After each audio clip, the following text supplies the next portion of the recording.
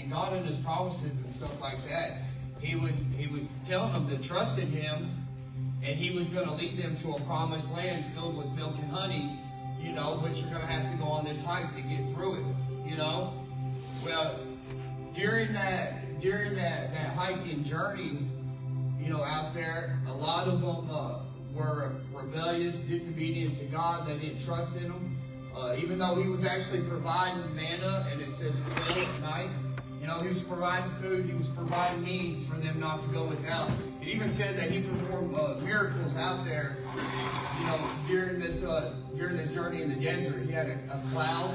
He turned bitter water into sweet. So that's enough miracles to probably think, well, you should probably trust in God that He's actually doing this for you. This is, you know what I mean? But they didn't. What happened was they kept going around the same mountain over and over. And this went on for 40 years. They didn't trust on Him. And, you know, almost like a visual illustration, man. Boy, clear that path right there. So they're going, you know, they get out there, they're on their journey, they're going around the same mountain over and over, and they're looking in the distance, and they're like, God, I don't know if I'm going to trust God to get to that promised land. That's a long way. What if we go without? You know, so they keep going back to the same familiar mountain over and over, just keep going around it for 40 years. You know, just like us in addiction, the same lifestyle, same friends. We just keep going back to it because we don't trust in God's promise, and we don't want to see it out, man. So we just keep returning to the same. I heard this, and sometimes we want the convenience of transformation without the inconvenience. So this generation that we live in, they want miraculous change without actually having to work for it, and that's what we you know grew up believing, that you don't actually have to work for change, and that's not what God's trying to teach us, man. He wants us to be victorious over mountains, situations, where we're not asking Him to remove that mountain.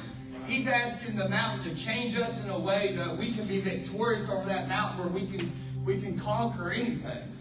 That's what He's trying to teach us, man. He's not trying to teach us to always just ask for the easy way out.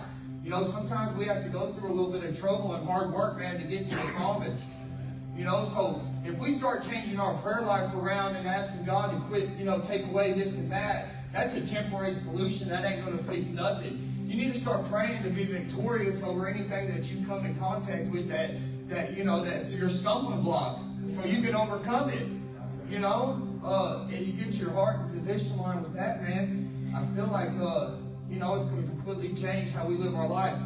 I think that's what this process is. I hope you guys learned a little bit from that, man. I did, just doing the research and stuff like that.